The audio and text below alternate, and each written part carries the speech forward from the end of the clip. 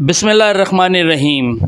अस्सलामुअलैकुम नाजरीन, मैं हूं आपका मेज़बान नवीद अहमद और आप देख रहे हैं Naveed sports news and reaction.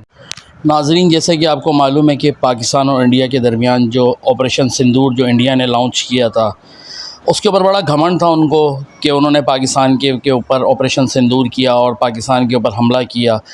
आज महीने बाद उसकी डिटेलें सामने आ रही हैं। जो ये लोग छुपाते थे, राजनाथ सिंह हो गया, अजीत डोभाल हो गया और इनके पिट्ठू सबसे बड़ा गोरा बारिया भगौड़ा एक नंबर का, बातें करते थे कि भाई हमारा तो कुछ नहीं गिरा, हमारा कुछ नहीं गिरा।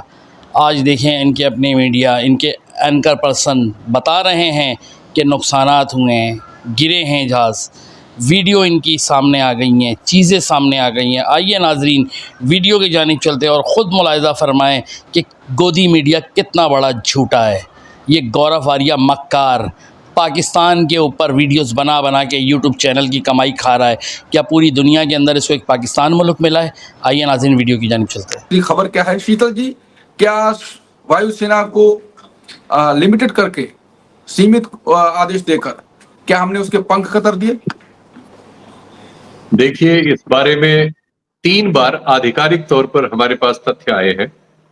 तीनों बार ऐसा हुआ है कि एक सवाल पूछा गया और भारतीय सैनिक अधिकारी उसके जवाब में अपनी बात कहते हुए कुछ न कुछ बता गए।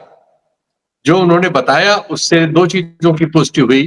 पहले एक बात की पुष्टि हुई थी, जब हमारे जो प्रेस कॉन्फ्रेंस में बैठते थे सैनिक अधिकारी, उनमें से एक से जब पूछा गया था कि क्या हमारे विमान पाकिस्तानी जवाबी कार्रवाई में गिरे हैं। ऐसी खबरें बाहर के मीडिया में थी, राइटर में थी, बीबीसी में थी, इवन फ्रांस के मीडिया में थी और सारी दुनिया में थी। उस समय हम लोग अमेरिका में थे और उस समय उनके अखबारों में भी भारत के बारे में और इस युद्ध के बारे में जो भी खबर थी वो यही थी कि जवाबी कार्रवाई में रफाल गिरे हैं कि नहीं, या कितने गिरे हैं, ये बात चर्चा में थी। जो पाकिस्तानी स्रोत थे उसको खूब बढ़ा चढ़ा के, जैसा कि होता है लड़ाई झगड़े में, वो अपना काम कर रहे थे। लेकिन आधिकारिक तौर पर यह चुनौती भारतीय प्रशासन के सामने आ रही थी कि वो इस पर अपनी बात सामने रखे। भारतीय प्रशासन ने अपनी ओर से इसके बारे में कुछ नहीं बताया, लेकिन सवालों के जवाब में पहले प्रेस कॉन्फ्रेंस में उस समय जो भारत की ओर से बैठते थे उन्होंने कहा कि हमले में ये नहीं देखा जाता कि क्या नुकसान हुआ या नहीं हुआ। तो वो कह के उन्होंने एक तरह से इसकी पुष्टि की थी कि इसका मतलब नुकसान हुआ। उसके बाद हमारे सीडीएस साहब जो है, जब वो सिंगापुर में थे और सारी दुनिया के वायुसेना और रक्षा के प्रतिनिधि वहां थे, तो ब्लूमबर्ग ने उनसे जब यही सवाल किया इंटरव्यू में, उनके लिए भी मुश्किल था, तो उन्होंने भी स्वीकार किया कि हाँ कुछ गिरे हैं।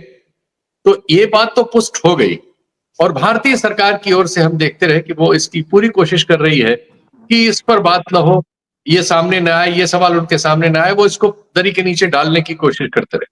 मीडिया में जो उनका कब्जा है एक तरह से, पूरे हमारे विमर्श में ही कब्जा है, उसके जरिए भी इधर उधर की बातों से टालने की इसको बहुत कोशिश हुई। लेकिन सारी दुनिया से ये खबर इतनी जोर से आ रही थी और पाकिस्तान को इसका फायदा मिल रहा था कि ये छुपा पाना बहुत मुश्किल था। अब जब ये बात आई है, जो हमारे इंडोनेशिया में तैनात रक्षा अटैची ने ये बात एक यूनिवर्सिटी के कार्यक्रम में सवाल पूछे जाने के जवाब में कही है और ये पुष्ट किया है कि हाँ हमारे कुछ जहाज गिरे, लेकिन उसने उसके आगे बढ़ के कारण भी बता दिया जो अस्पष्ट था, लेकिन उसको इस आधिकारिक तौर पर कह पाना मुश्किल था। अब वो आधिकारिक तौर पर हमारे सामने है कि ये इसलिए हुआ कि ये फैसला राजनीतिक था। ये रक्षा जो सेवा में लोग हैं, जो उसके विशेषज्ञ हैं, ये उनके द्वारा लिया गया फैसला नहीं था। ये राजनीतिज्ञों का फैसला था जिन्होंने रक्षा मामले में अपने अज्ञान को प्रदर्शित करते हुए, जैसा वो इसके पहले भी कर चुके हैं। पहले जब उन्होंने बालाकोट किया था तब भी भारत का नुकसान हुआ था। हमारा एक विमान पाकिस्तान में गिरा था, एक पायलट पकड़ा गया था और भारत में हमारी मिसाइल से हमारा एक हेलीकॉप्टर उड़ गया था जिसमें 6-7 हमारे बहुत जरूरी लोग शिकार हो गए। तो उस बार भी यही हुआ, लेकिन हम इतना ढोल बजाते हैं इस मीडिया के, झूठे मीडिया के जरिए, और इतना झूठ फैला देते हैं कि सच उसमें दब के खत्म हो जाता है और दुनिया ये सब सच को जानती है। तो हमारी कोई इमेज अब दुनिया में नहीं है। पूरी दुनिया में हम मजाक के पात्र बन चुके हैं और इसी तरह के फैसलों से हो रहे हैं। अब इस फैसले से पता लगता है कि आपने आनन फानन में सोशल मीडिया पर जो आपने दुनिया भर का और मीडिया में जो प्रचार कर रखा है कि हम महाबली हैं, हम विश्वगुरु हैं, हम पाकिस्तान को, पिछली सरकारें कमजोर थी, हम बड़े सहजोर हैं, ये जो आपने एक फर्जी इमेज पैदा कर रखी है, इसके चलते आपने बालाकोट में गलती की और फिर गलती की, और आप भविष्य में भी करेंगे, क्योंकि आपका रास्ता देश के हित के लिए नहीं है, अपने निजी और पार्टी के प्रचार के हित में है। तो देश को अगर आप प्रचार के हित में इस्तेमाल करेंगे तो इस तरह के नुकसान करेंगे। और आप चालाक कितने ही बने, वो धीरे धीरे, वो मैं उस फ्रेज को नहीं इस्तेमाल करूंगा, गंदा फ्रेज है, लेकिन इस तरह की चीजें बाहर आ जाती हैं। आज की दुनिया में कोई भी इन चीजों को बहुत देर तक छुपा नहीं सकता, लेकिन हमारे लोग जो नीति निर्धारक है वो समझते हैं कि वो उनसे न कोई योग्य ज्यादा है, न उनसे कोई चतुर ज्यादा है, न उनसे ज्यादा कोई चीजों को मैनूवर कर सकता है। वो चूंकि इस घमंड में उनके जितने फैसले हुए हैं 2014 के बाद, चाहे आर्थिक फैसले रहे हो नोटबंदी के, और चाहे सामरिक फैसले रहे हो, जैसे ये वाला सवाल और बालाकोट का, उसमें सिर्फ भारत का नुकसान हुआ, हमने ये देखा है। इन सभी फैसलों से सिर्फ भारत का नुकसान हो रहा है, भारत की लोकतांत्रिक प्रणाली का नुकसान हो रहा है, और जाहिर है कि ये सब मिलजुल के देश का नुकसान हो रहा है। इन मुद्दों पर जो देश हित के हैं, जरूरी है, इन पे बातचीत में भी हम बंटवारे को साफ साफ देखते हैं। एक पक्ष बिना किसी तथ्य को जाने एक तरफा समर्थन करने लगता है, झूठ गढ़ने लगता है, और उसमें मीडिया सबसे आगे आगे होता है। और उसके बाद क्या होता है कि समाज में दो तरह की राय आने लगती है। दूसरा सत्य की कोशिश करता है कि कहां से मिले, उसको गलत स्रोतों से पाकिस्तान वगैरह के सत्य मिलते हैं, जो सत्य नहीं होते, उनका अपना प्रचार होता है, वो उसका शिकार हो जाता है। अगर हम अपने देश में अपनी सरकार, अपने मीडिया से सच नहीं पाएंगे तो इधर उधर तलाशेंगे और उसके जाहिर शिकार होंगे। तो हमारे यहां सूचना के तौर पर इस समय पूरी जनता दिग्भ्रमित है। या तो हम पाकिस्तानी प्रचार के शिकार हैं, और या हम अपने सरकारी प्रचार के शिकार हैं, और दोनों झूठ है। सच जानना बहुत मुश्किल है। सच ये है कि ये फैसला राजनीतिक रूप से गलत तरीके से लिया गया, जल्दबाजी में लिया गया, चुनावी कारणों से लिया गया, राजनीतिक फायदा उठाने के लिए लिया गया, और इससे देश का नुकसान कर दिया गया।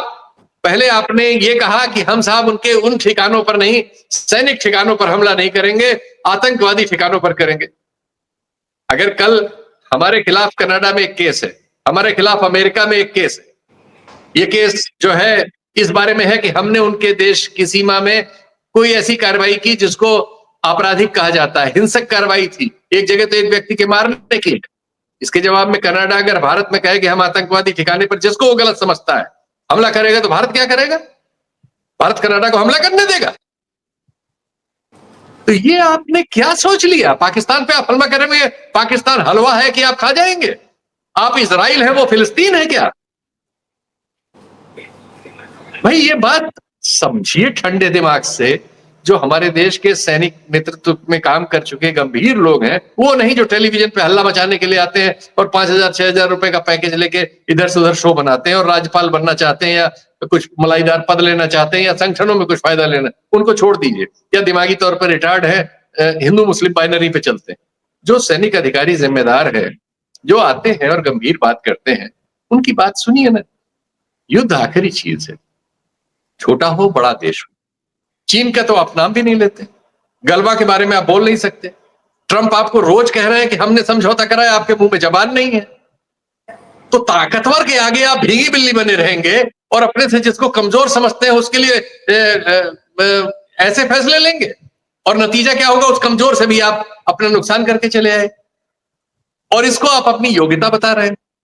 प्रचार में मत जाओ, न पाकिस्तान के प्रचार में जाओ, और न हमारी जो ये टीवी चैनल इस्लामाबाद पे जिन्होंने कब्जा कर लिया था, न इनके प्रचार पे जाओ।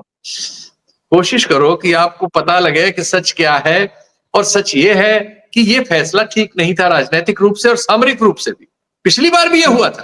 प्रधानमंत्री का एक बयान सारी दुनिया में है, सब हंसते हैं उसको लेके, कह रहे थे कि राडार, वहां कुछ बादल बादल छाए हुए हैं, मौसम खराब है, तो ऐसे में फायदा उठाया जा सकता है।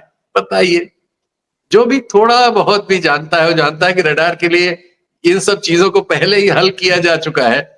बादल, पानी, बरसात, आंधी, तूफान, वो इनको सबको हल करने के बाद ही प्रयोग करता है। लेकिन कि सरकार अपनी वाहवाही, अपने चुनाव संयोजन, अपने प्रचार, अपने व्यक्तित्व निर्माण के लिए इस देश का बलिदान कर रही है और देश की सेना का उपहास उड़वा रही है, देश की व्यवस्था का उपहास उड़वा रही है और देश के संसाधनों का नुकसान कर रही है बहुत बड़े तादाद। ये चीजें। शीतल जी, जी, आपका सवाल। लगातार समय लगभग हो चुका है, तो मैं चाहूंगा कि इसका आप उत्तर जो संक्षिप्त दें।